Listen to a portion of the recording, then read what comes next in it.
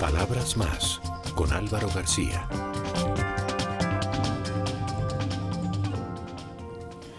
Hola, no hay escapatoria posible. El tema que va a orientar la discusión social y política en Colombia y en muchos países de nuestra región será la corrupción.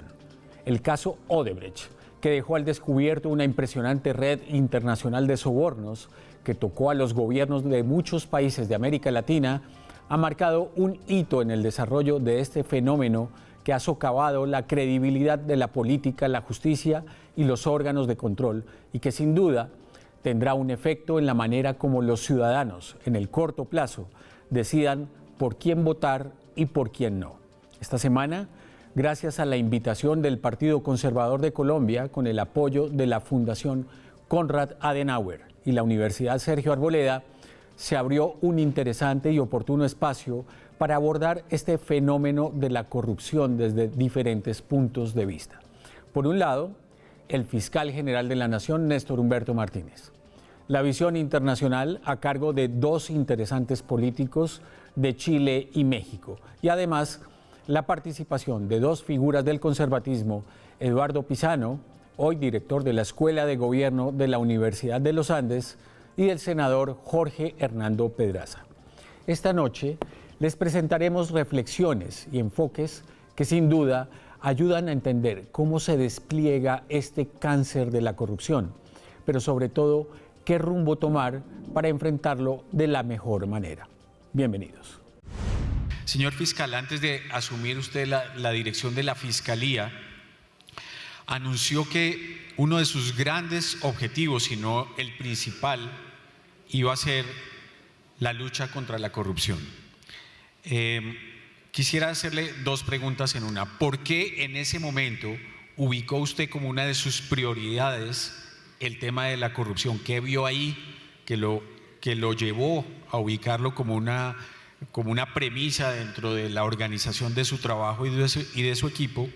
Y la segunda pregunta es, ¿qué lo ha sorprendido de la corrupción en Colombia en el tiempo que usted lleva en la Fiscalía? ¿Qué cara de la corrupción aparece ahora que de golpe usted no había visto y que lo sorprende? Bueno, Álvaro, muchas gracias. Un saludo muy especial para los señores panelistas, para todos los señores asistentes, al señor presidente del Partido Conservador por su invitación a este importante foro. Quisiera empezar por suscribir lo que nuestro invitado mexicano ha mencionado. Yo creo que lo ha hecho con un poder de síntesis y una claridad enorme. Pareciera que usted estuviera hablando de Colombia.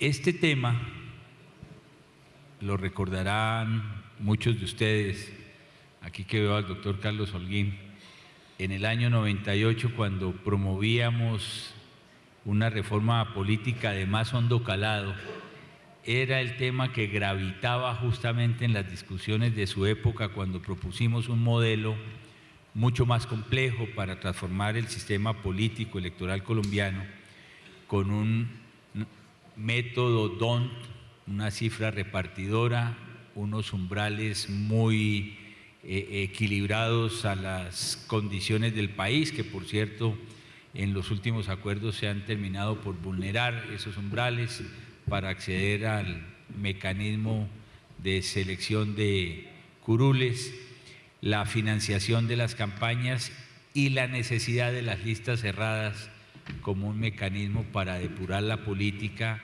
en Colombia. Pero de eso ya hoy no debo hablar mucho.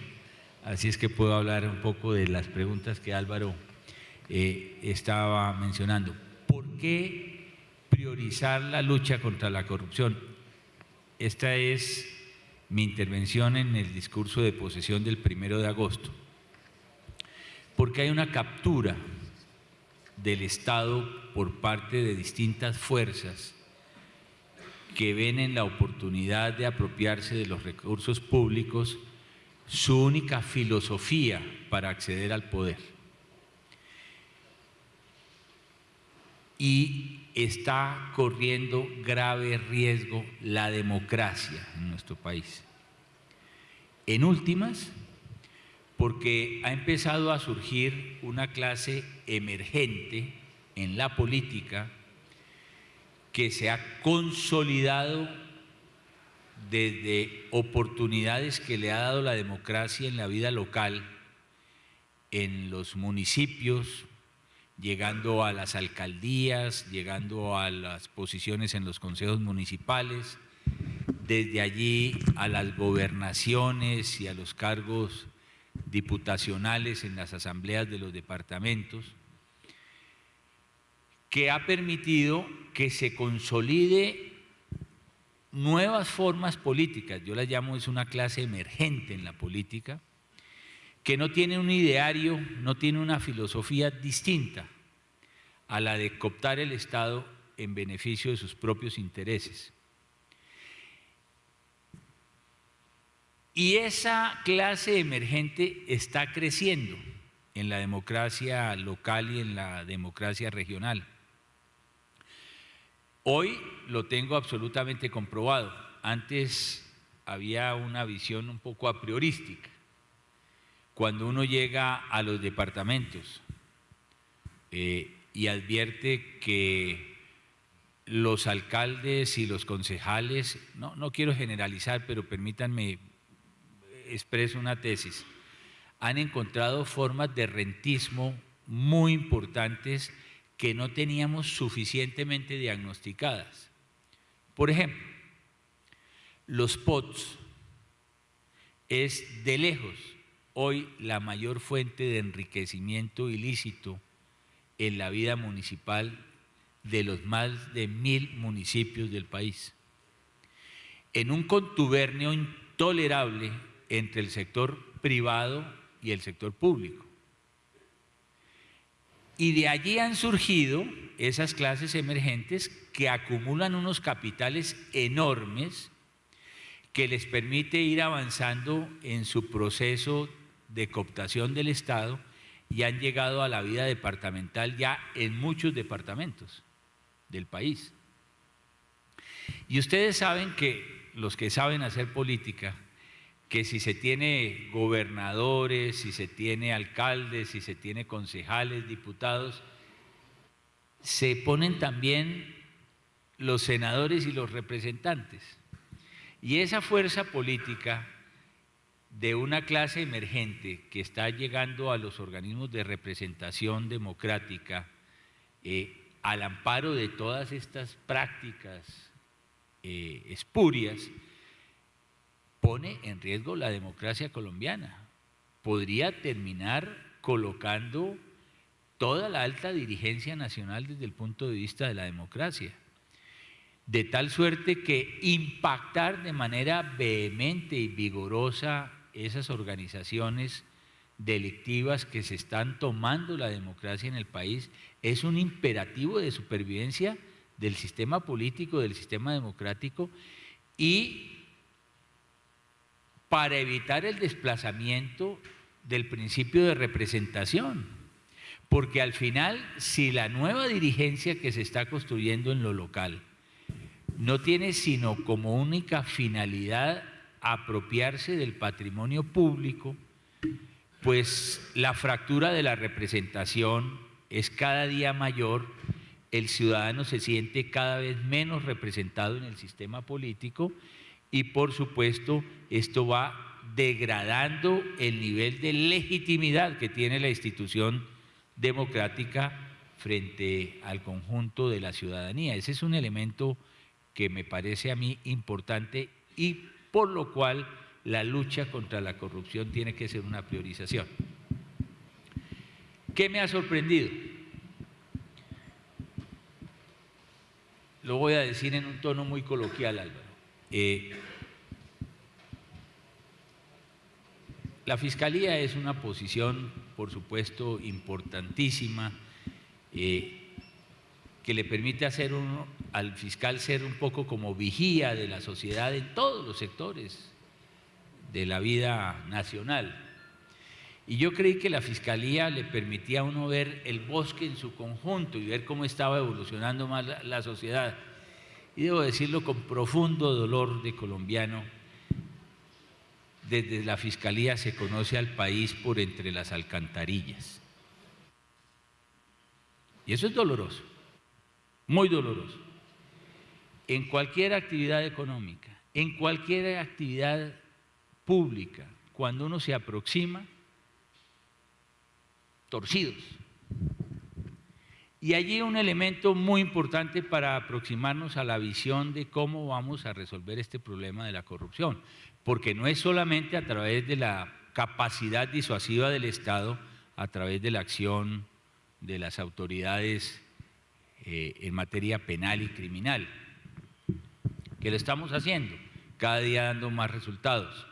Mañana, por ejemplo, en la mañana entregaremos todo el informe de la primera fase de lo que hemos hecho en el departamento de Córdoba, que es muy significativo y muy importante. Pero fíjense ustedes que una cosa que es muy preocupante es la degradación de los valores también en el sector privado. Los últimos concursos que se han pretendido hacer de acceso masivo a la burocracia estatal, inclusive en las IAS, entre ellas la Fiscalía General de la Nación, han resultado contaminadas porque desde la universidad, oigan esto, donde se imprimen valores en una sociedad, donde se forman los jóvenes, esos procesos de concursos se contaminaron desde las universidades en Colombia, desde la universidad.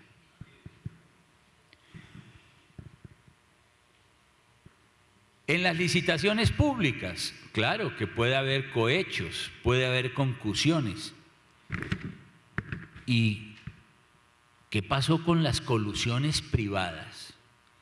El sector privado, organizado en la construcción de ofertas para hacer más gravoso el acceso a las obras públicas por parte del Estado, generando unos precios ficticios, no concurrenciales, no competitivos, donde no participa ni siquiera el sector público. No hay agentes públicos en los torcidos de las licitaciones, de las megalicitaciones que hemos hecho en el país en materia de licitaciones para infraestructura. Eso es solo corrupción del sector privado. Entonces hay que actuar por igual, formulando políticas públicas adecuadas para lo que está pasando en la actividad política, como la que se mencionaba anteriormente, pero tenemos que diagnosticar claramente qué está pasando con el sector privado. Y allí concluyo porque creo que el panel es muy amplio. Si las políticas, la política criminal que tiene hoy el país y que tiene la comunidad de naciones, y eso lo podemos dejar para una parte, para recrear más el panel, si la comunidad de naciones realmente es sincera en la lucha contra la corrupción. No les dejo sino esto. El caso de Odebrecht. El caso de Odebrecht es muy significativo. Delaciones premiadas para los autores de este gran caso de corrupción multinacional. O sea, los grandes agentes de la corrupción, los cohechadores privilegiados con beneficios en su lugar de origen, pero igualmente en los países industrializados. En los Estados Unidos no hay ninguna causa que conozcamos internacionalmente contra los gestores de esta corrupción internacional. Segundo, los instrumentos de las convenciones internacionales para luchar contra esa corrupción multilateral la llaman el soborno transnacional, como por ejemplo la Convención de Mérida o la Convención de la OCDE. Lo que se abroga es competencia jurisdiccional para que se haga justicia frente a los cohechadores que son de esos partidos, de esos países, pero en los lugares de origen. Eso es un clarísimo conflicto de interés. Me explico. Si aplicáramos la Convención de Mérida y la Convención de la OCDE de soborno transnacional, el competente para juzgar al cohechado en Colombia, al funcionario público que recibió $6,5 millones para adjudicar una licitación, estaría en Brasil y no en Colombia. ¿Y qué le pasa a las empresas? Porque es que estas convenciones las dictan los países industrializados. Las grandes empresas que son multinacionales de la corrupción en muchos casos tienen beneficios como leyes de gracia en las cuales a las empresas no les pasan absolutamente nada. Vayan ustedes a Brasil, bájense en el aeropuerto de Miami en los Estados Unidos. ¿Cuáles son los avisos más grandes que aparecen en Miami en el aeropuerto? Los de Odebrecht. A la empresa, porque es fuente generadora de empleo y de riqueza, no le pasa nada. Pero si hay que preservar esos emporios de crecimiento económico, de generar oportunidades sociales, etcétera, pregunto yo. ¿Y también hay que preservar la propiedad sobre esas empresas? Es decir, los grandes corruptores, como en este fenómeno, deben mantener la propiedad. Porque una cosa es que la empresa subsista, si tenemos que dar esa discusión o no, pero el Estado de Derecho global permite que se mantenga la titularidad, la propiedad en cabeza de quienes estimularon todas estas gestas de fraude y de corrupción.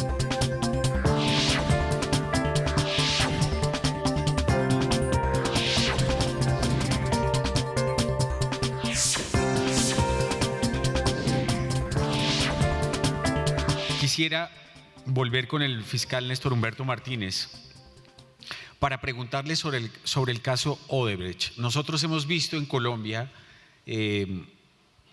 muchos temas relacionados con corrupción, escándalos de corrupción que tienen que ver con la educación, con la alimentación de los niños, con la salud, pero algo tiene en particular el caso Odebrecht que uno siente que ha logrado convertirse en un referente, en un hito antes y después de este caso. La atención de la sociedad por algunas razones es especial. Desde su punto de vista, ¿qué tiene de especial este caso y qué puede esperar la sociedad colombiana sobre el trabajo al cual hacía referencia el doctor Eduardo, la expectativa grande que hay sobre el resultado que puedan tener las investigaciones y las acciones de las autoridades para esclarecer y castigar a los culpables? Hagámoslo sintéticamente. En primer lugar, este es un caso de soborno transnacional que ha puesto en jaque la democracia en América Latina, desde el Cabo de Hornos hasta las puertas de los Estados Unidos. Y allí un gran desafío: la forma como la comunidad internacional quiere enfrentar este caso de corrupción multilateral. Porque la verdad es que las investigaciones no han tenido el ritmo que sería deseable, en buena medida porque la cooperación judicial internacional no ha fluido. Tenemos a nuestros dos invitados del exterior. En el caso de México, se habla de una coima del orden de $10 millones. Los mexicanos todavía no saben qué ha pasado allá. Usted podrá contárselo al auditorio, senador, mientras nosotros ya estamos terminando. ¿Por qué? Porque no les han dado las pruebas a nivel internacional. Nosotros nos dimos la manera de conseguírnoslas. ¿Qué pasó en México? Se habla de corrupción en Pemex, eso sale en los periódicos todos los días, y el gran riesgo es que se llegue a conocer lo que mostraría un sistema judicial internacional muy feble, muy débil, que el 1 de junio amanezca la comunidad de naciones conociendo por Google lo que pasó en todos los países y las autoridades no pudieron actuar antes. Eso le va a hacer un daño al poder acusatorio de toda la América Latina si no hay acceso a una comunidad de pruebas. Las pruebas existen y no han tenido acceso a ellas. En Chile, a Jorge, ese es el caso de Raúl allá en México, pero a Jorge le pasa algo similar en Chile, porque también se habla de financiamiento de Odebrecht a las campañas chilenas y no ha habido comunidad de pruebas que vengan ni de Brasil ni de Argentina. Están trabajando, empezando a aproximarse, pero hay una cláusula de confidencialidad que ha impedido que se conozca la información. Pero no pasa nada distinto en Guatemala o en República Dominicana. República Dominicana es un caso de una coima de más de 90 millones de dólares. Y hubo principio de oportunidad y aportaron unas pruebas que no sirvieron para nada. Los que dieron la información gozaron del beneficio, pero al final no se pudo establecer a quién le dieron el dinero. Eso lo van a saber el próximo 1 de junio los ciudadanos primero que los fiscales. Entonces, quiero subrayar que la comunidad de naciones tiene que ser mucho más sincera en la cooperación judicial internacional en fenómenos de corrupción como el que estamos analizando. Me parece que ahí hay una debilidad enorme en este momento. Segundo, unas autoridades locales, si queremos aumentar los costos transaccionales de la corrupción, que esa es una teoría perfecta, la teoría económica del delito. ¿Por qué hay más corrupción? Porque la capacidad del Estado para perseguir esa forma de criminalidad ha terminado por ceder en nuestras sociedades. No se castiga a nadie. Necesitamos autoridades muy independientes. Me voy a tener que retirar muy pronto, Álvaro, porque está el señor fiscal de El Salvador. Ese debería ser un caso emblemático que conozcamos los colombianos, a quien he invitado esta semana al país.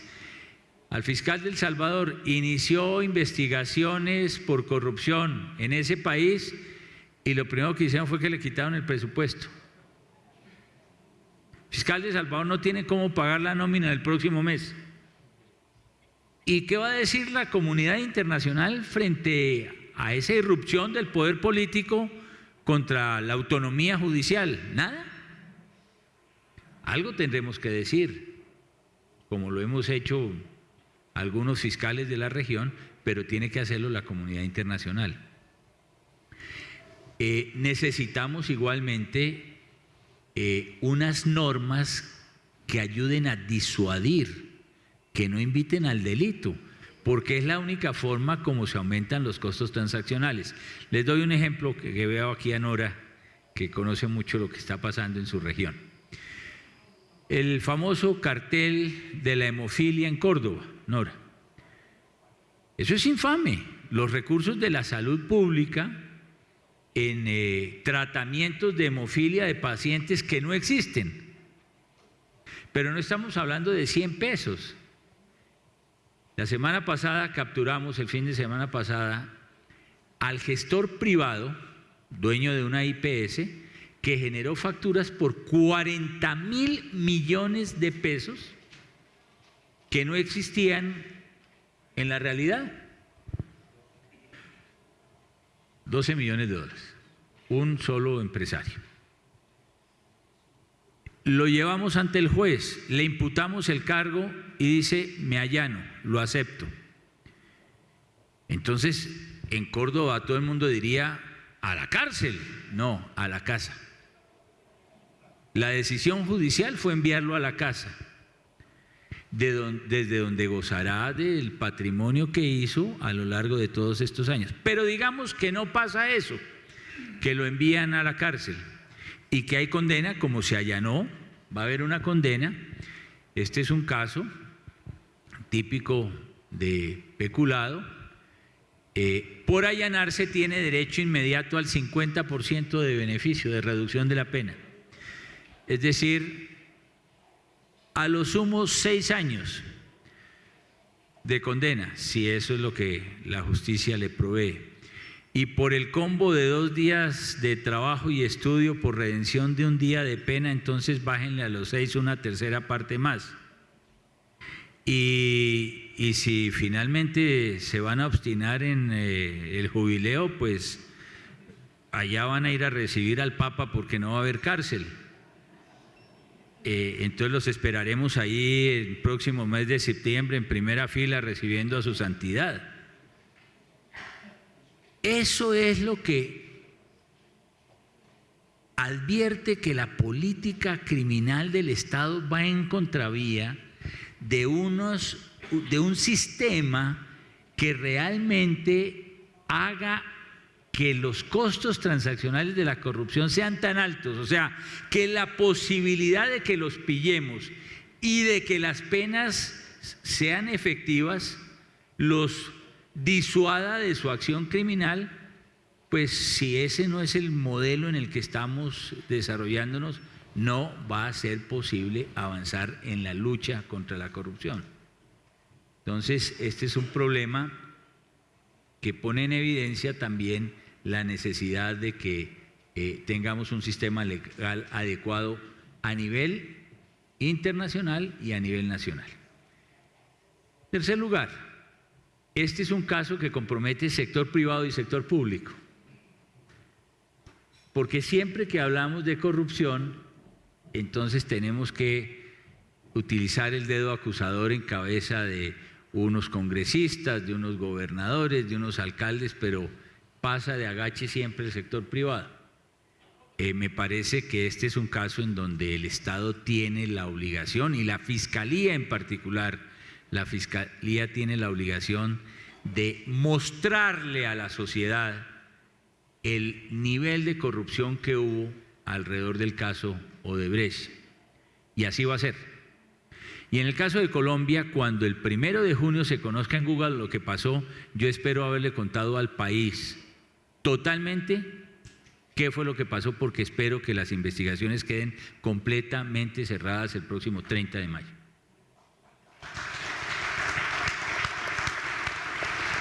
Pero fuimos más allá, Álvaro. Es que el Departamento de Justicia en el Plea Agreement habló de 2 contratos de corrupción por 11 millones de dólares, de coimas. Nosotros pasamos por ahí ya hace tiempo. Identificamos contratos en Bogotá, hemos identificado problemas de financiación de campañas que no estaba en el tema del Plea Agreement de los Estados Unidos, como sí existe para otros países. Inclusive la cooperación a nivel de Brasil y de Estados Unidos puede empezar a correr riesgo a raíz de las investigaciones en Colombia, porque obligados a decir toda la verdad en esos países para obtener los beneficios penales, si ellos no la dijeron completamente, como al parecer puede quedar probado en el caso colombiano, perderían los beneficios de las delaciones premiadas por Colombia. De tal manera que aquí se ha hecho un esfuerzo mayúsculo, las investigaciones continúan, yo espero que esta semana ya se conozcan más resultados importantes, pero algo que yo sí quiero poner sobre la mesa también es si la sociedad tiene o no derecho a conocer sobre el curso de estas investigaciones. Porque ahora se nos está abriendo un gran debate acerca de la información que la Fiscalía le provee a la sociedad en Colombia. Claro, hay unos derechos fundamentales que hay que preservar, ni más faltaba que no, pero no existe el derecho de la sociedad a conocer el alcance y el calado de las investigaciones y de las conductas que son objeto de investigación. o el tapen debe ser el de la información.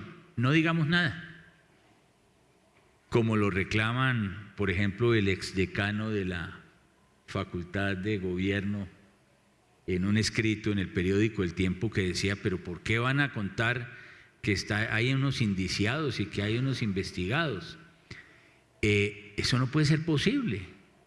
A la sociedad hay que contarle lo que está pasando como una manera disuasiva contra la corrupción. Así lo entiende, así lo interpreta el fiscal general de la Nación.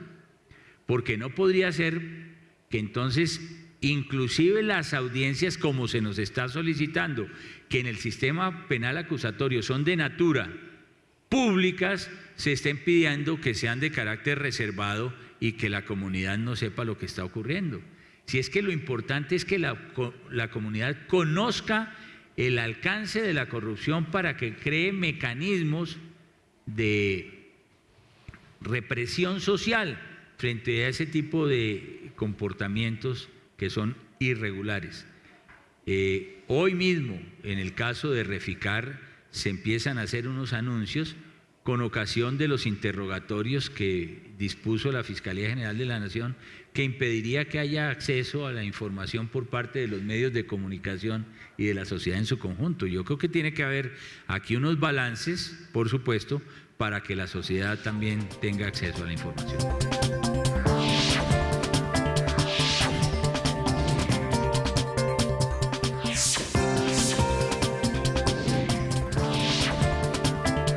Quisiera ahora empezar con nuestros invitados internacionales, con el doctor Luis Roberto Gil, senador del Partido Acción Nacional de México. Hace poco tuve la fortuna y la alegría de visitar a México. Siempre sucede así, es un país muy especial, una nación entrañable para nosotros los colombianos. Y revisando las primeras páginas de los periódicos y de los medios de comunicación, se encuentra uno con la misma preocupación. Y saqué aparte un dato que me parece importante traer a colación para mirar el tamaño de cómo estos fenómenos golpean en nuestros países. Y encontré esta cifra: al menos 17 gobernadores que han ejercido en los últimos 10 años este cargo en México están prófugos, presos o investigados por hechos de corrupción. La pregunta es muy sencilla. Desde su punto de vista, ¿qué pasó? ¿Qué fue lo que ocasionó esto que está reflejado en esta cifra, pero que tiene una profundidad muy grande en las raíces de la institucionalidad mexicana? Pues yo quisiera empezar diciendo que creo que los demócratas nos hemos enfrentado a la corrupción de una manera un tanto autocomplaciente. Pensamos que la corrupción política era un mal que aquejaba fundamentalmente a los sistemas autoritarios o totalitarios.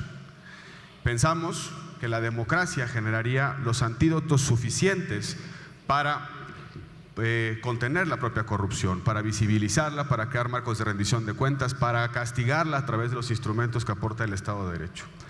Lo cierto es que en los últimos tiempos se ha advertido que la democracia es un sistema político profundamente vulnerable a la corrupción, que es un sistema político que tiene características estructurales que pueden incluso alentar la corrupción. Y creo que el eje central de la discusión sobre la corrupción política en los entornos democráticos tiene que ver con enfrentar el problema de la relación entre dinero y competencia política. Ahí inicia la captura del Estado. En los sistemas de financiación de los partidos políticos, de la competencia electoral, que genera una suerte de intercambio de favores que después desde el gobierno son satisfechos. En México, en nuestro país, buena parte de los casos de corrupción se explica por esas interacciones que empiezan en el momento electoral. Es decir, cuando un candidato o un partido político, en el ánimo de conquistar el poder, empieza a acceder a cierto tipo de financiamiento extralegal que después, desde el poder, tiene que ser satisfecho a través de contrataciones públicas o a través de decisiones públicas que favorecen a ciertos intereses económicos. Déjenme darles un dato. México tiene, a mi parecer, uno de los sistemas más sofisticados de financiamiento y fiscalización. Los partidos políticos reciben financiamiento público, una importante cantidad, tienen límites muy específicos al financiamiento privado. La televisión y la radio no nos cuestan, las aporta el Estado en las campañas. Sin embargo, pensábamos nosotros que ese sistema sofisticado desalentaría la incursión de dinero extralegal en las competencias, pero no ha sucedido así. Un dato específico: el dinero circulante reportado por el Banco de México, el Banco Central, en el proceso electoral, el aumento del circulante en comparación a un año no electoral es de aproximadamente 2,000 millones de dólares. Es decir, si uno compara el mismo momento de un año sin elecciones con el circulante en un año de elecciones, llegamos a la conclusión que hay 2,000 millones de dólares circulando en efectivo en los procesos políticos. Ese dinero no es únicamente financiamiento desinteresado, son al final de cuentas compromisos que se adquieren en las elecciones y que después se pagan desde el gobierno. Creo que el desafío político, moral, intelectual más importante de la actualidad es resolver la relación entre el dinero y la política. Ahí inicia, y con esto concluyo, la captura del Estado, el intercambio de favores y sobre todo la distorsión que propone o que provoca la corrupción política en los entornos democráticos.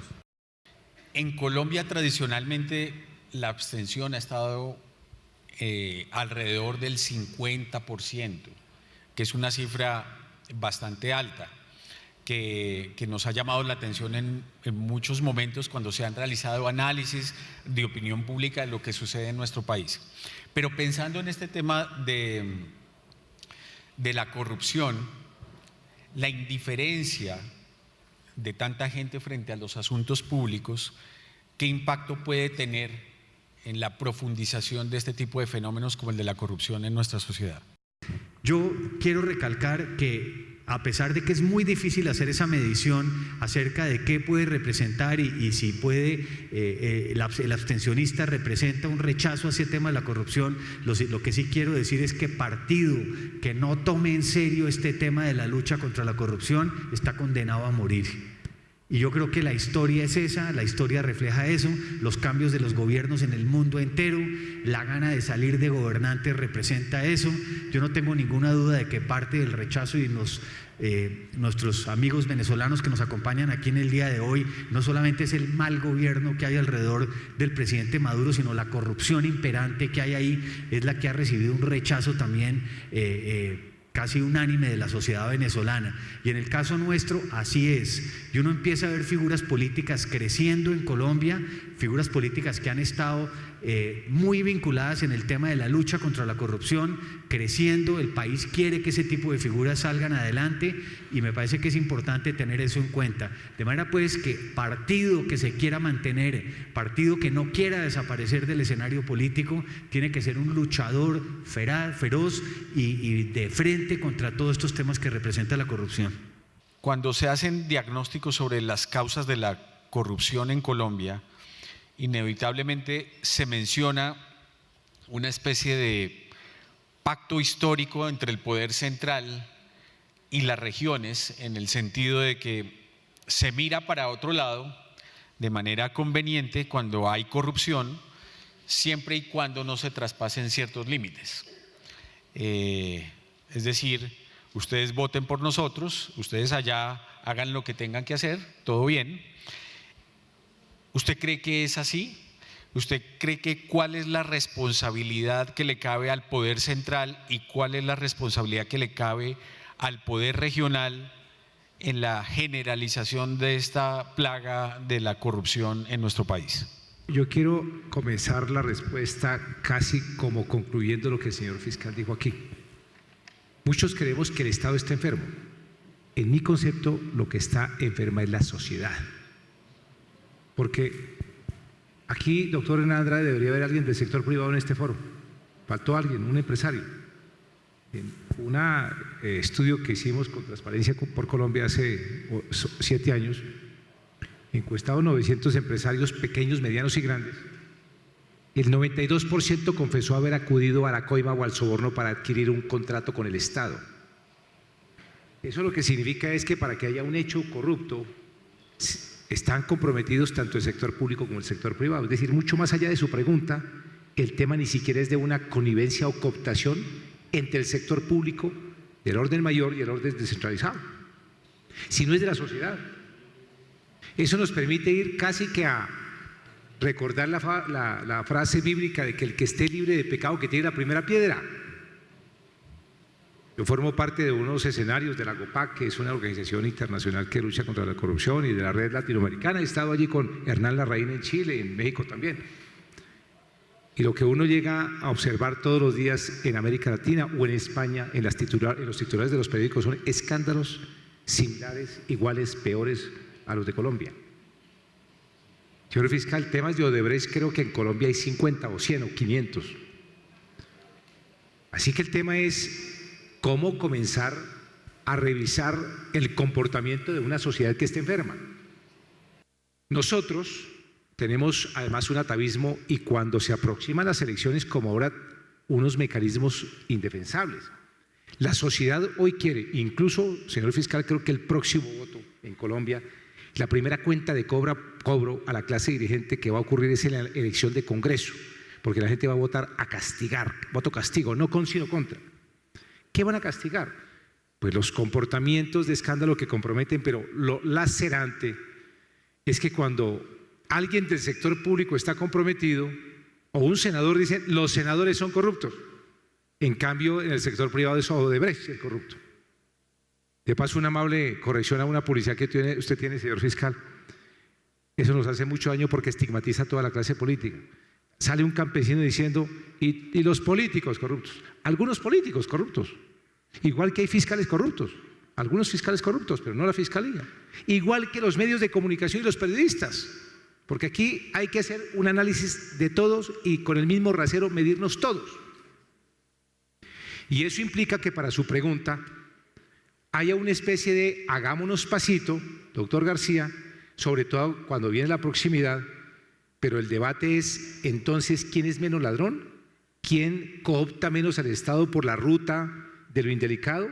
¿Dónde está el lindero entre la gestión, que es una obligación, una facultad que la Constitución nos da para ir a servirle a una sociedad, siendo gestores de proyectos de impacto regional, y el tráfico de influencias, o lo que llaman la mermelada, que aquí lo dijo el presidente en la apertura del evento, la mal llamada mermelada? Hay que plantear soluciones, y ahí termino. Los partidos políticos hoy están sin legitimidad, están desautorizados, no representan a la sociedad en su acto, en su actitud de pensamiento, no son los canales ni la estructura que lleve la vocería de una sociedad, y tampoco interpretan su conciencia. Es decir, están desarticulados y muy lejos de la realidad y deslegitimados. Los partidos políticos deberán entrar, ahora que estamos discutiendo en la MOE, la decisión de entrar en la lista cerrada de la financiación pública de las campañas, pero hay que ponerle otra serie de soluciones a este tema. Por ejemplo, transparentar sus procesos, haciendo que los partidos políticos tengan unas auditorías internas, haciendo que los dirigentes políticos nos debamos a los partidos políticos y no al revés, que la fórmula legislativa y la forma del control político la den los partidos y no al revés.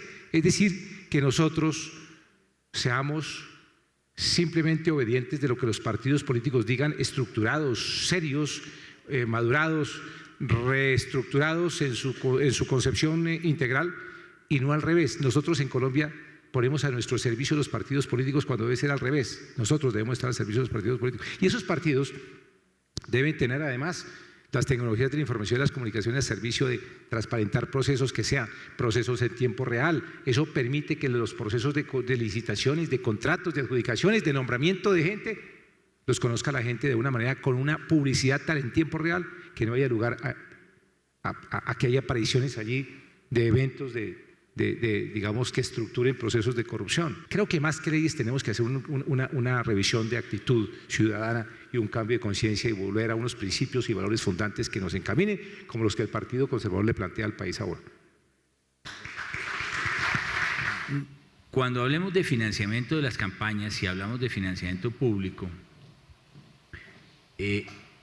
tener presente algo que la Fiscalía ha puesto en la discusión pública desde hace ya 7 meses. Y es que con la desmovilización propia del proceso de paz, hay un nuevo actor importante en la política colombiana.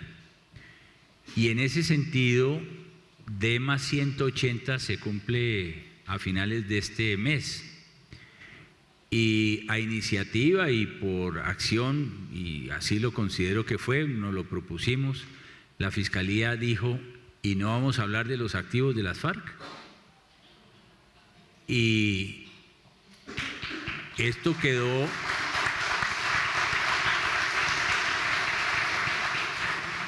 incluido en el acuerdo final y se habla de los puntos pendientes y veo todos los resúmenes editoriales de la prensa por todas partes, pero hay uno, que es el del inventario de los activos, que tendrá que entregarse DEMA 180.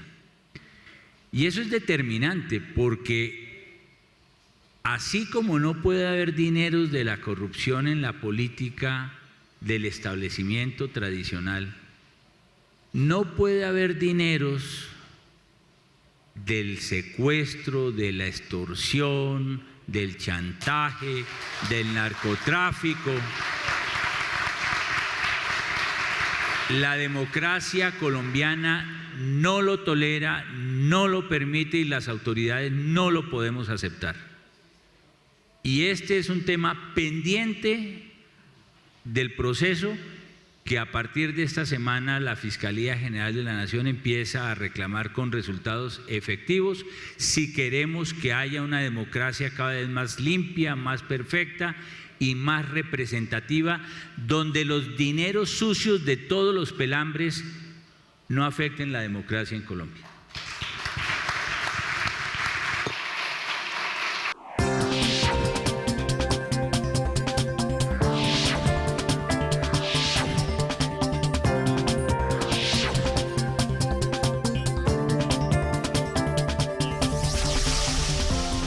Palabras más con Álvaro García.